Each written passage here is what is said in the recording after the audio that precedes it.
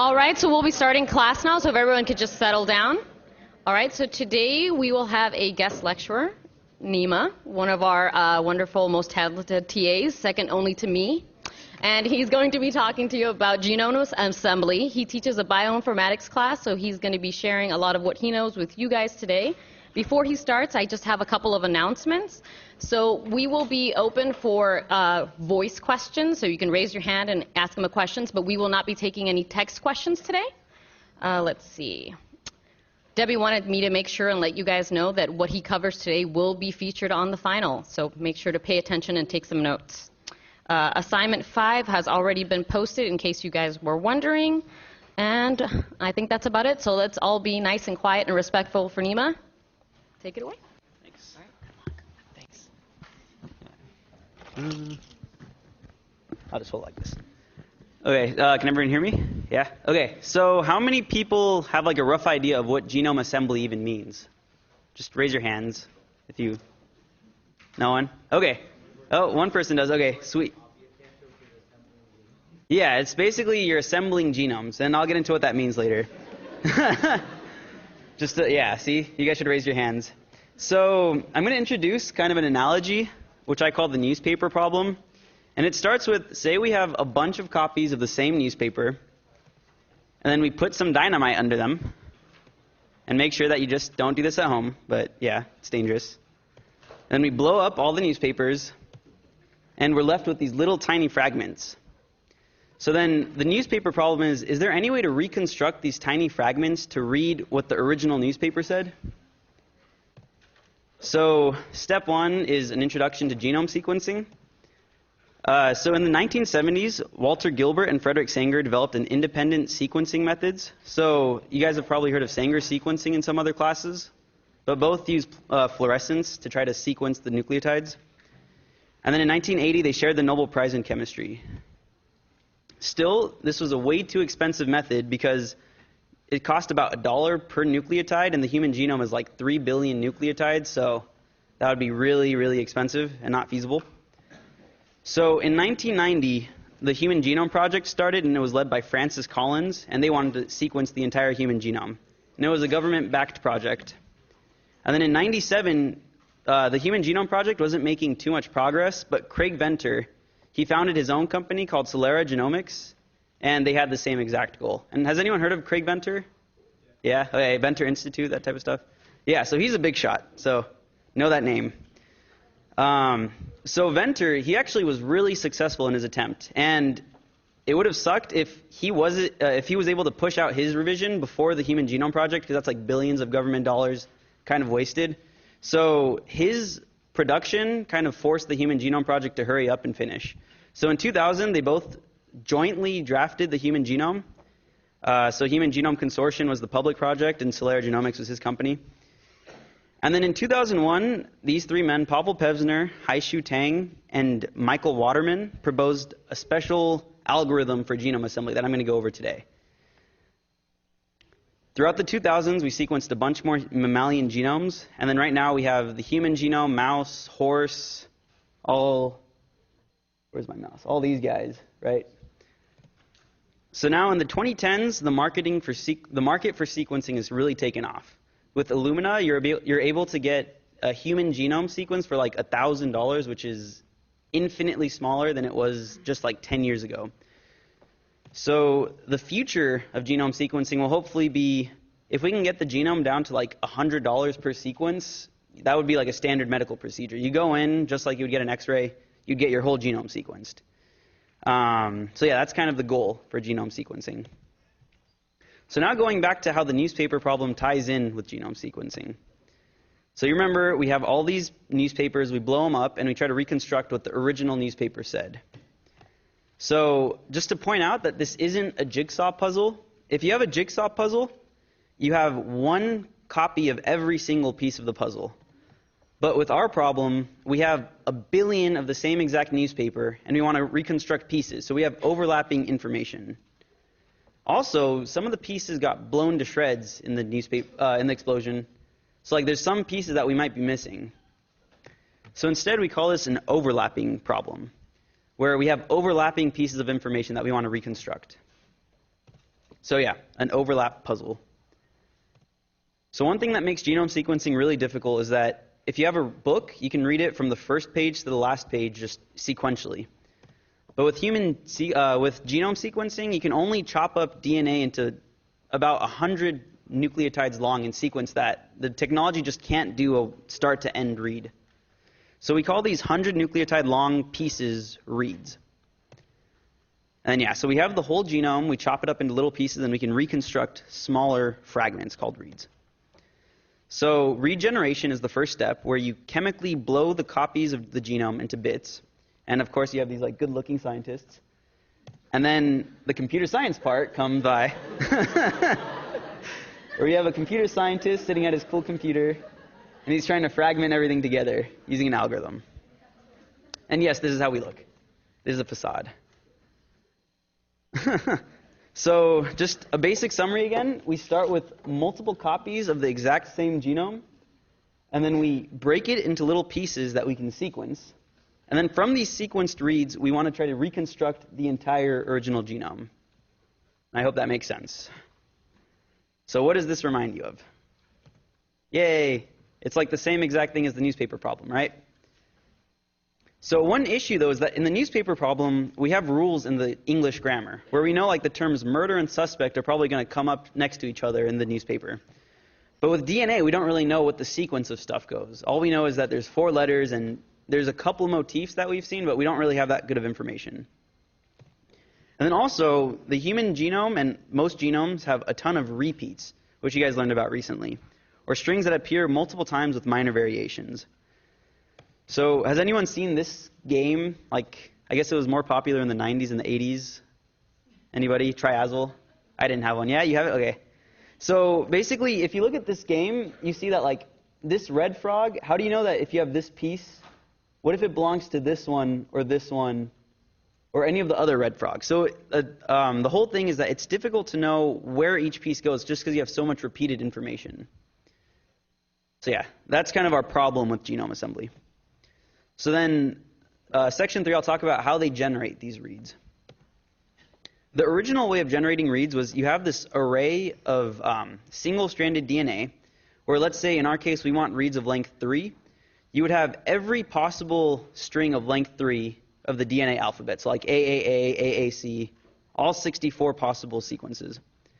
You cover the array where each square belongs to one read, and then you put a bunch of the same exact type in each square. These are going to be fluorescently labeled. And then if you have single-stranded DNA in your original sequence that you're trying to, in the original genome that you're trying to sequence, each single strand will hybridize with its reverse complement. That's like basic build one stuff. So then you use a spectroscope to try to determine which little pieces of the grid lit up. So in this example, let's say that these green squares lit up. How do we figure out what our reads are? So looking at this one, the CAT, what is the sequence that corresponds to that? You guys can just kind of shout it out if you know. What is it? So not really? Okay. So remember that we have single strands of DNA, and then our sequence is going to hybridize to this. So if our strand was CAT, the original strand was the reverse complement, which is the reverse complement. Yeah, ATG, right? Yeah, build one. Okay.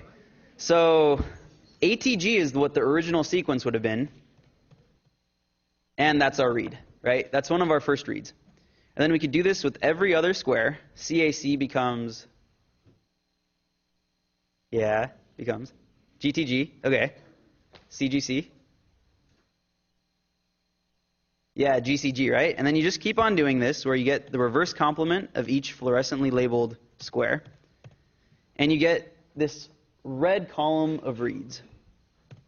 So now our goal is, now that we have our reads, how do we construct the shortest possible genome that contains every single one of these reads?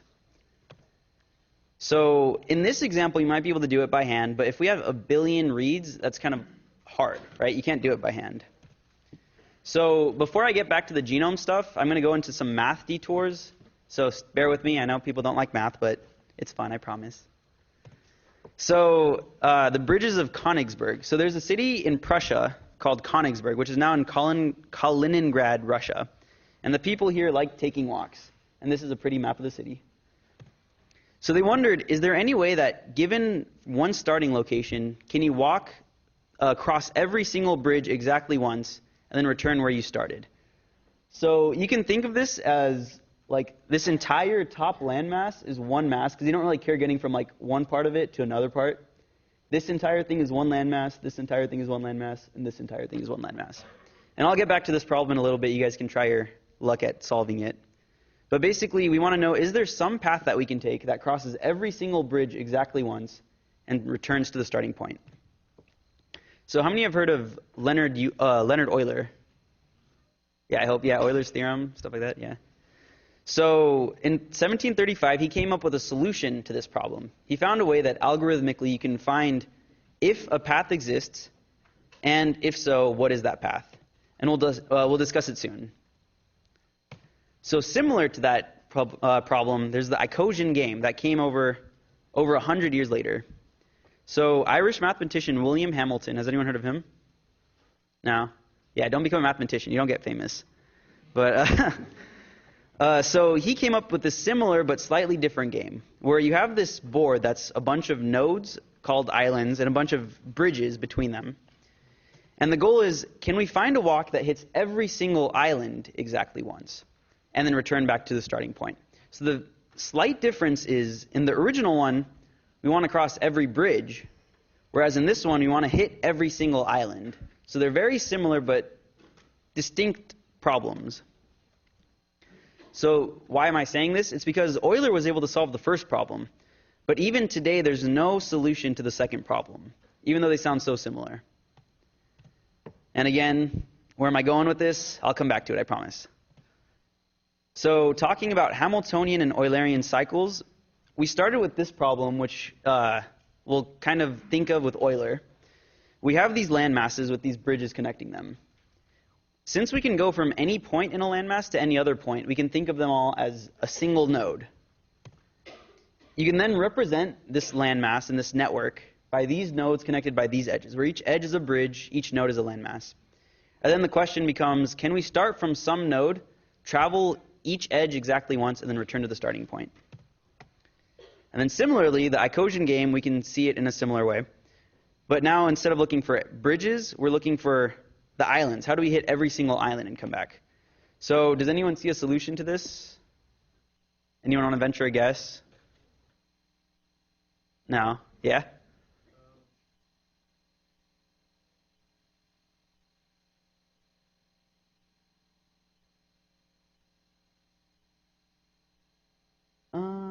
But then how do you go back? Oh, you have to go back. Yeah, exactly. So it's a lot harder. So that was a kind of a trick. It's not something that you can just solve on a whim's notice. So I'm going to promise you this problem actually does have a solution, but I'll get back to that later. So now we have two types of things. We have an Eulerian cycle, which is a cycle that we hit every single edge exactly once and return where we started. And we have a Hamiltonian cycle, which we hit every single node, and then return where we started. So in the Eulerian cycle one, if there was a solution, we could find it. Euler's solution could find it. However, in this exact one, there is no solution. Does anyone have a guess why there's no solution to this? You can try all you want, but there's not going to be a solution. Okay, we'll get into it later. But if you notice, if we add two more edges, there would be a solution. I could start at the blue one, then go to the orange, then the red, then the green, then the blue, then the orange, then the green, then the red, then the green, then the blue. And then I started where I ended. Or I ended where I started, right? The Hamiltonian cycle is similar, but you hit every single node exactly once. So in this case, I'll just solve it. If you start at this node right here, you can go there, there, there, there. Just skip through it. So there is a solution, right? But it's kind of hard to see. So now we have the two questions. Given a network G, can we find an Eulerian cycle in it? And can we find a Hamiltonian cycle? So now I'll talk about Euler's solution. A network that has edges that have some directionality to them are called directed networks. The original example with the bridges was undirected because you can cross a bridge either way. But you can kind of imagine this as you have one-way bridges between islands, if you would. So this is a directed graph where we have edges that have direction to them. You can only go from the start to the end of the direction. An Eulerian cycle would have to travel every single edge in the correct direction. So does this one have an Eulerian cycle? Does anyone want to venture a guess? Anybody? No, you say no. Why? Yeah, so the student said there's no way to go from, if you started at like, say, this starting point, there's no way to get back to it because it only has edges coming out of it. And this is kind of what Euler saw when he looked at these problems.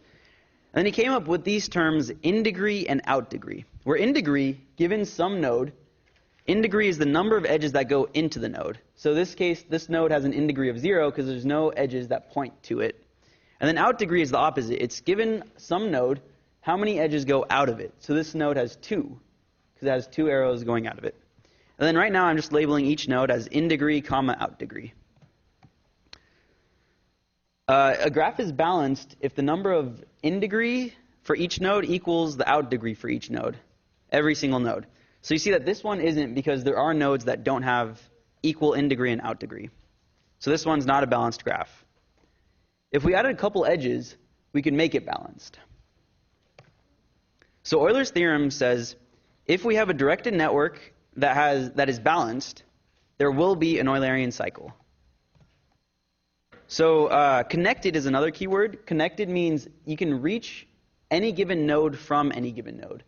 So like in this case, this is not connected because if I start here, there's no way for me to reach this node. But here, if I start at any node, I can reach any other node. So yeah. So I mentioned that one of them has an easy solution, one of them doesn't. So I'll get into what algorithmic complexity is. So what's the big deal? If we can program something, I thought computers were super machines, they could solve it. Computers don't need 300-year-old mathematics to help them solve problems. That's what a lot of people think. Computers are going to take over the world anyway, so why do we even care about genomes if everything's going to be a robot? That's a joke.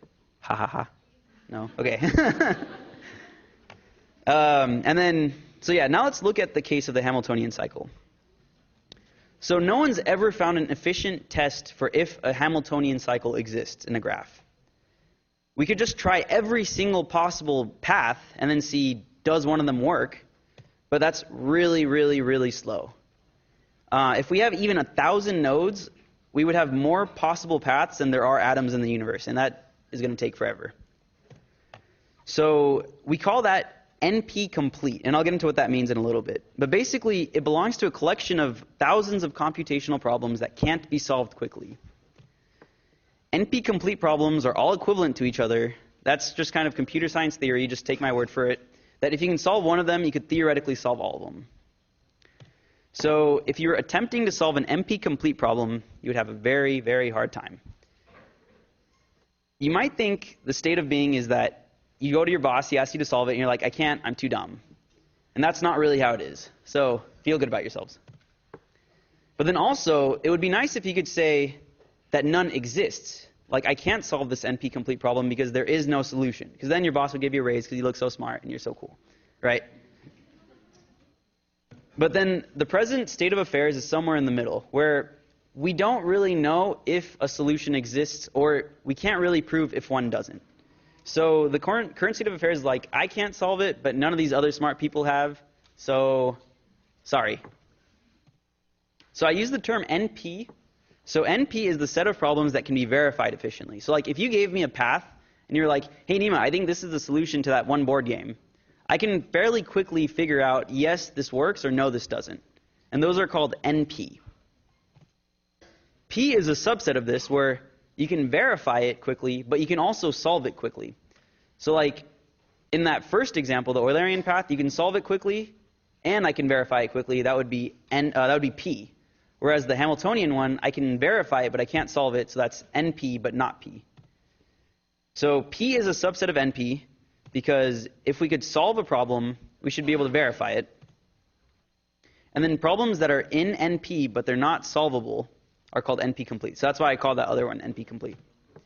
There's also another category where we can't even verify it quickly, and that just really sucks. So don't do anything with that. So has anyone heard of this term, P versus NP? Does anyone watch Elementary or something like that? It was in an episode there. No. So basically, we see that we have two sets. We have P, and we have its superset called NP. And then there's an ongoing problem of, does P equal NP? If we can prove that P is equal to NP, then every problem would be solvable. And if we could prove that P isn't equal to NP, then we would prove that there are exactly problems that can't be solved. And then your boss would be happy because he would say no solution exists. So yeah, if P equals NP, all NP problems can be solved.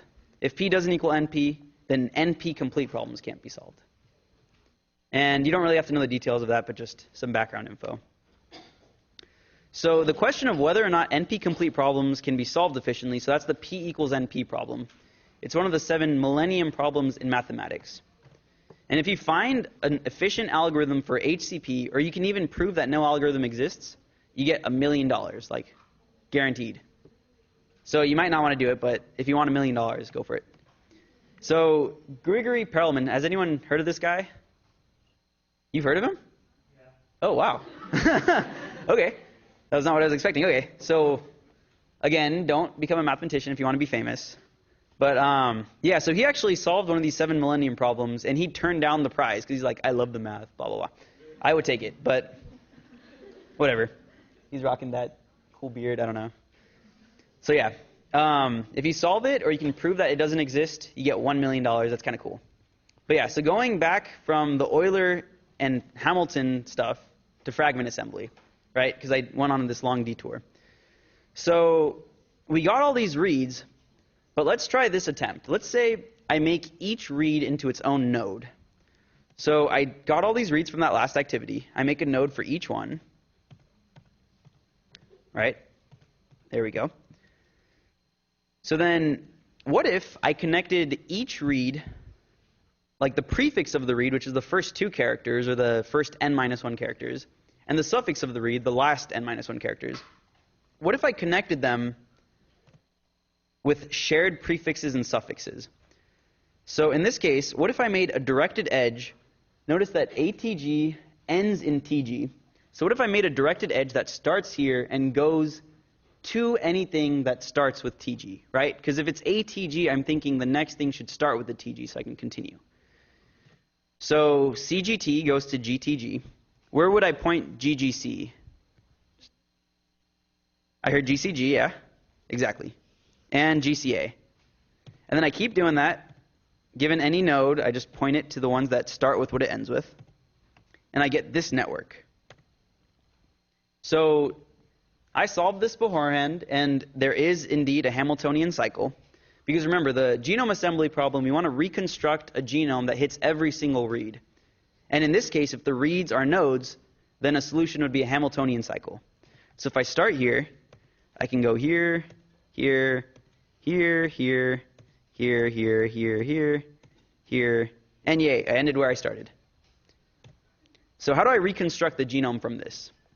So I start with ATG, and in this example, I'm only doing circular genomes. I start with ATG. The next one is TGG, so I think the next nucleotide is going to be G, then C, and then what's the next one? Yay, G, and? What? I heard C. Yeah, G, yeah. And then C, A, okay, A, T, G. And then notice that we have our complete genome. It's circular, so the end is the beginning. I'll just delete that. And yay, we have our genome. Yay. So what is wrong with this? No, that's fine. So someone said there's only one way to do it. I'm fine with that. There's multiple ways of doing it, which I'll get to. But so I found a Hamiltonian path. But what was I like blabbering on for like 20 minutes about? What? No, that's fine. That's fine. So she said I didn't consider repeats. Okay, so Hamiltonian path. What was I blabbering on endlessly about? Okay, I'll just go with it. So to find the solution, I had to find a Hamiltonian path, which I just spent like 20 minutes saying is very, very, very hard and very, very slow. So that's not a very good solution, right? Because it's going to take forever to solve on a big data set. So let me try a different approach. So what if instead of having each node being a read, what if I have each node being a prefix or a suffix? So GTG, there's a prefix of GT, so let me make a node. Then TG, GC, CG. I just go on. I don't make duplicate nodes, so you notice that I made one for TG, and then I didn't remake it for this one. Just make one of each prefix or suffix. And there we go. We have this. So what if now instead of having reads that I connect with their prefixes or suffixes, what if I connect prefixes and suffixes with reads? So GTG connects GT to TG. GCG connects GC to CG. And I keep going. And did this make sense? Because this is what's going to be on the final. Yeah, let me do that more slowly. So first, just a warning. Yeah, this is the type of problem that's going to be on the final. The rest of the lecture isn't too relevant, but this is the relevant stuff. That was just backbone. So yeah, if you were sleeping, wake up. So the correct approach is, what if I make a node out of every single prefix and every single suffix? So the first read is GTG. So let me make a node for GT, because that's the prefix, and a node for TG, because that's the suffix. Then it's GCG, so let me make a node for the prefix and a node for the suffix. The next one's GCA, but I already made a node for the prefix, so I don't have to do that again. Just leave it be. Then I make one for CA, then AT, TG, TG was already made, GG, keep going. Right, so does this make sense how I got all of these? Yeah, okay. So now, in the previous problem, I was connecting reads by their prefixes and suffixes, but this time it's the flip. I have prefixes and suffixes, and I want to connect them by the read. So the first read is GTG, right? So I'm going to connect GT and TG with GTG, because that's the string that they are the prefix and suffix of. Does that make sense? So GTG is the first read. Let me go from GT to TG. Then the second read is GCG. So where does that go?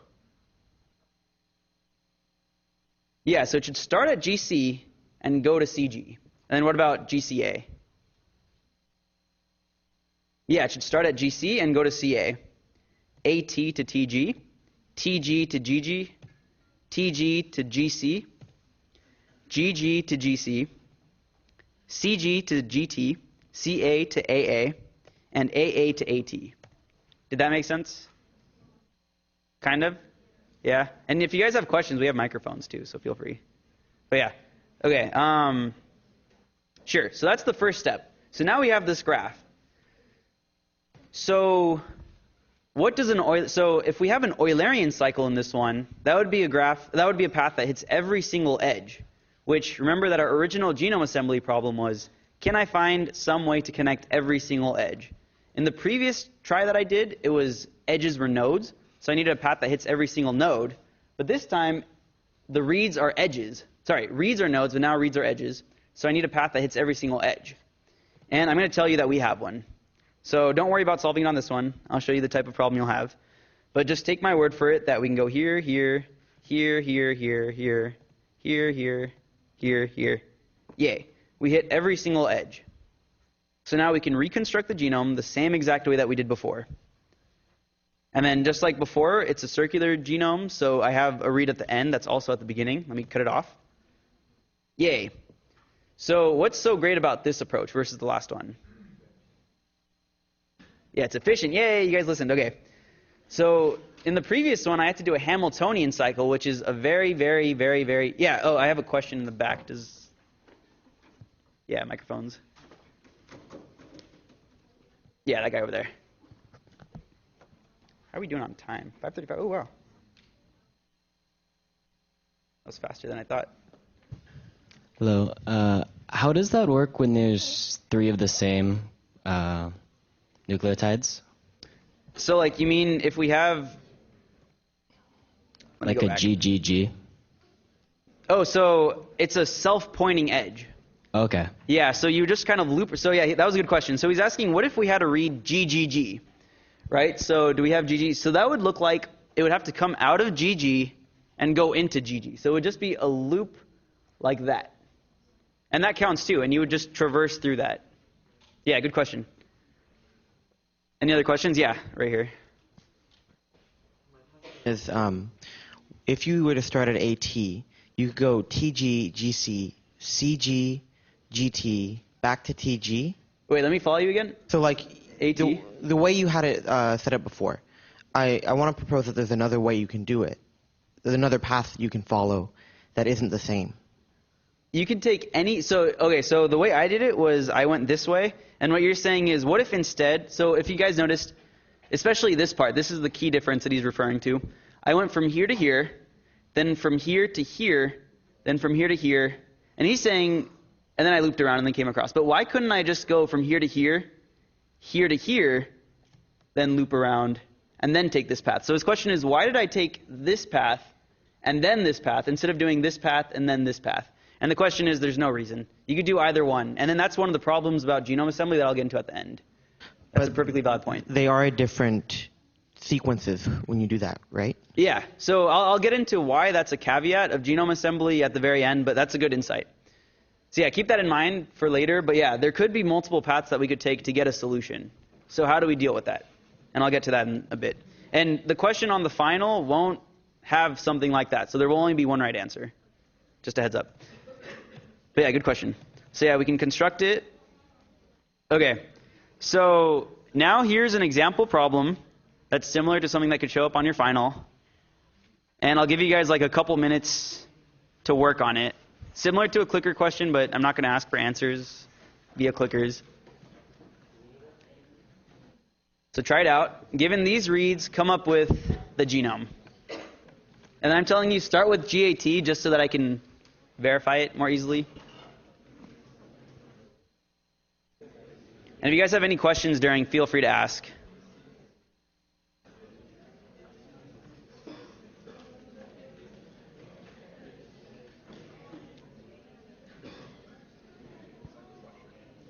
So remember, step 1, make the nodes from the prefixes and suffixes. Step 2, connect them via the reads. And then step 3, find the path.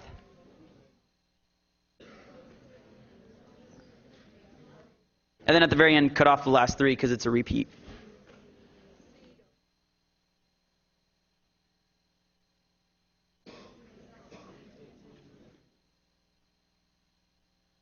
I'm doing on time. Nice.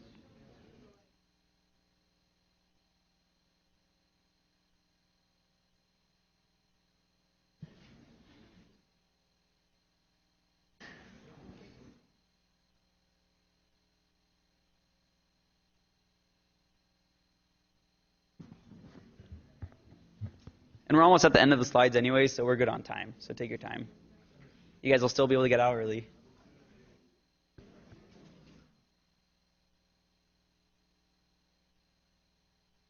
Are there any questions in the other room? It's been like kind of silent. Are you guys alive? Ask me stuff.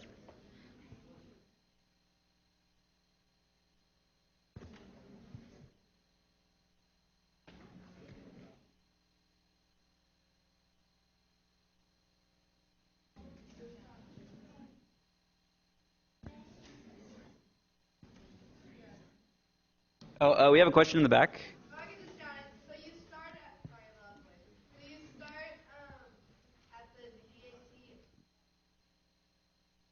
No, so I mean, once you can, okay, so the question was, what do I mean by start at GAT? So, I mean, once you create the entire graph, which the graph you create regardless of what order those are in, but once you create the graph, once you're doing your path, start at the node, start at the edge GAT. So start at GA and then go to GA, start at GA, go to AT, and then follow the path.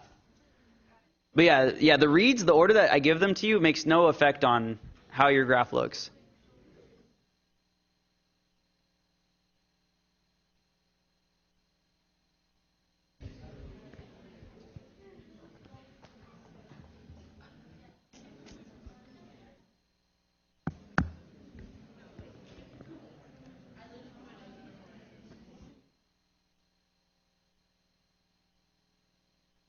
Is anybody close? You got it? Okay, I'll just cut it then. You guys can keep, or who wants more time? Because someone has it. Okay. I'll wait a little longer. But then you get props because you got it. So I'll let you share your answer once it's done. Or actually, don't share your answer. I'll just go over it.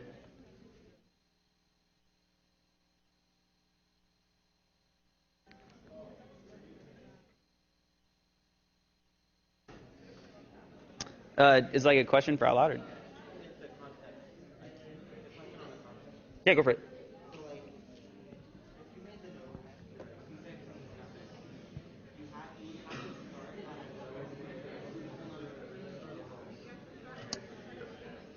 Okay, so so his question was, if we make the nodes be prefixes and suffixes, do we have to start at a node that has equal number of in degree and out degree?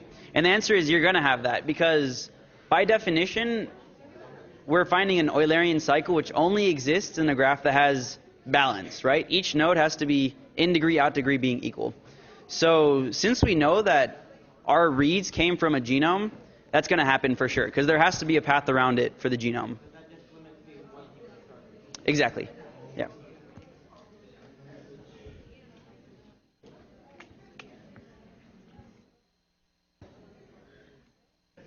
Okay, how many people want more time before I work through it?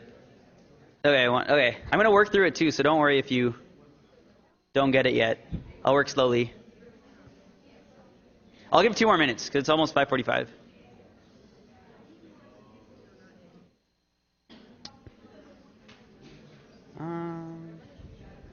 Or wait, yeah, how many people aren't done yet or want more time? I'll probably move on if it's only just a couple people. Okay, so are you guys ready to continue? Yeah? So silence, please. I'm going to keep going. Yeah, okay. So you should have gotten these nodes, right? Every single prefix and every single suffix has its own node. You don't have duplicates. You only have one node for any given prefix/suffix. So you should have gotten these 7 nodes. So now let's go through the reads. So the first read is ACA. So that connects AC to CA. AGA connects AG to GA. ATT connects AT to TT. CAG connects CA to AG. GAT connects GA to AT. TAC connects TA to AC. TTA connects TT to TA. Did that make sense? Yeah? Okay. So now I told you guys start with GAT. So GAT is the edge connecting GA and AT. So let's go to GA and see what happens. So we take GAT. Then there's only one edge we can take, and I'm probably going to design it like that on the test, just so that there's no ambiguity. But yeah, from AT, we can only go to TT, then TTA, TAC, ACA, CAG, AGA, and we're back at the beginning. Did that make sense? We have a question back there. So basically, every edge that I'm taking, except for the first one, I'm just adding the last letter of that edge to my overall genome. But yeah, let's...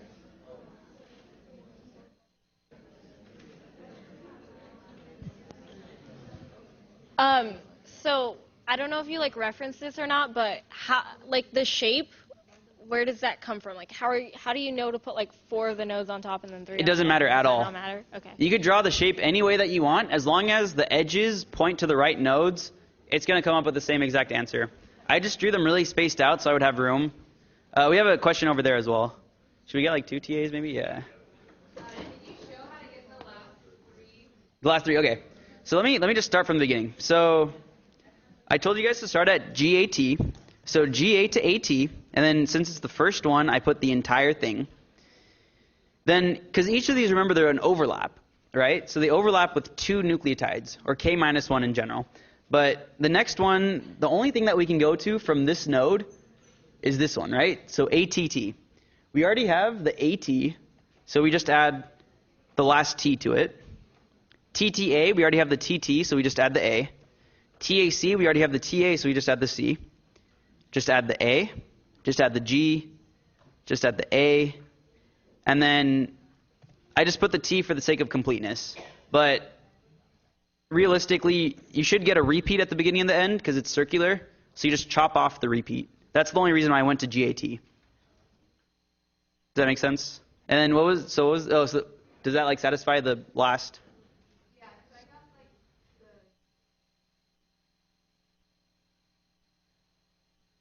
the... Okay, so then from here, there should only be one path from CA. And then only one path from AG. And then for the sake of completeness, because I know the beginning and the end should match because it's circular, I just added the last T. And then you chop it off, and yay! It's a good movie. Ethan Hawke. We have a question up here. Yeah. So on the exam, do we just cut off that last? Yeah, on the exam, you would do the exact same process. You should get the beginning and the end to match, and then you would chop off the end. That was the question. Does that make sense? So like here, I went through it, and then I know it's circular, so the beginning and the end should match. But I just chop off the end, because it's redundant. We already know that it starts like that. Would we have to draw the actual like path if we like did the problem, or could we do it like a different way? I'm probably going to have you guys show your work, because you might solve it the Hamiltonian way, which is what I'm not getting at. And you would still come up with the answer because it's a small problem, Okay. and you could see it. All right. So yeah, you should show all your work. Okay, thank you. No problem. Does this all make sense, kind of? You could do practice problems, I guess. I can make a practice sheet. Oh, we have one more question. Thank you. So really, because each node has an equal number of ins and outs, you could technically start from any node, and you'd get the same answer because it's repetitive, like it's circular? Okay, so the question was, could we start from any node and get the same answer? And the answer is kind of. Remember, this is a circular genome, and then just the term Eulerian cycle, there should be a cycle that we start from somewhere, go around, and return where we started. So you could start from anywhere and then take the exact same cycle. Yeah. The difference would be, instead of being Gattaca, you might get like ATTACAG or something like that. And they're all equivalent because the genome is circular. Yeah. So I'll move on for the sake of time, but I'll be here to answer questions afterwards too.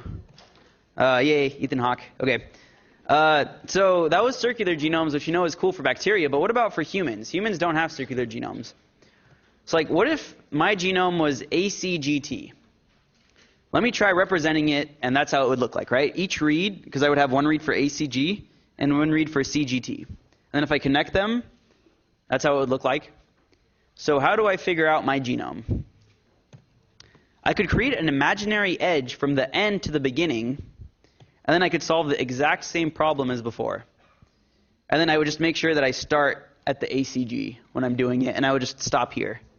Does that make sense? So if I had a linear genome, I could just do the exact same stuff if I just added an edge from the end to the beginning, and then just delete it at the end. Does that make sense? Okay. So practical complications. It sounded really nice in theory, but does it work? So the good news is, instead of having to find a Hamiltonian cycle, we only have to find an Eulerian cycle. So that's great. The bad news is we made a lot of really unrealistic assumptions. So first off, reads are error-prone in real life. So we learned about mutation in this class, but also the devices that sequence DNA are prone to making mistakes. And then how do we know, is this a mutation, or is it actually just a mistake that the machine made when it was reading? That's something that we didn't take into account. And then also, reads have imperfect coverage. So I told you guys that we have every single possible read so that you can make this path perfectly. But in reality, you don't necessarily have every single read possible. So what do you do then? And then there's a bunch of other stuff that we did, like reverse complements. We didn't take that into account, but don't worry about it for the purposes of this. So the first thing that we talked about was that I assumed the perfect coverage, right? But realistically, we only get a small fraction of the genome substring. So like notice, if I was doing this problem the same way as before, I should have gotten one thing starting at the beginning, one thing starting one off, a read starting one off of that, one off of that. But you notice that I only got these 4 reads. So what can we do? Does anyone have any ideas they want to shout out? It's okay if you don't. But yeah, what's up? No, not quite. So we want to try to use the same algorithm. So I'll just go for it. So instead of having these kind of not overlapping nicely fragments that are longer, why don't we just use shorter fragments that overlap perfectly, right? So in this case, we had these that, like this one over here, there's this overlap that's way too big. Like, I mean, not overlap, like there's this gap that's too big. But if we just break each of these up into smaller pieces, we have more nodes now, or more edges, but the issue of like the one-off overlapping isn't an issue anymore, because now we have relatively perfect coverage. Does that make sense? And then the second unrealistic assumption is that we don't have any errors. So what I mean by that is, let's say in reality it's GCCG at this node, but then our sequencing machine made a mistake that the next one it read as a C versus a T, right? So here it's really a T, and it read T for some of them, but also read C for some of them. And what we get is these bubble shapes, where it's pretty much the exact same path, but now instead of having a T in each of these spots, there's a C in each of these spots, this bubble. So I'm not going to get into how we solve this, but there's complex algorithms that try to find, based on probability, what things are actual mutations and actual variation versus what things are just bubbles that are generated by misreads. And just know that they exist. Yeah, so that was all I have. Any questions? Or if not, I'll be up here afterwards. Yeah, just do that. Yay.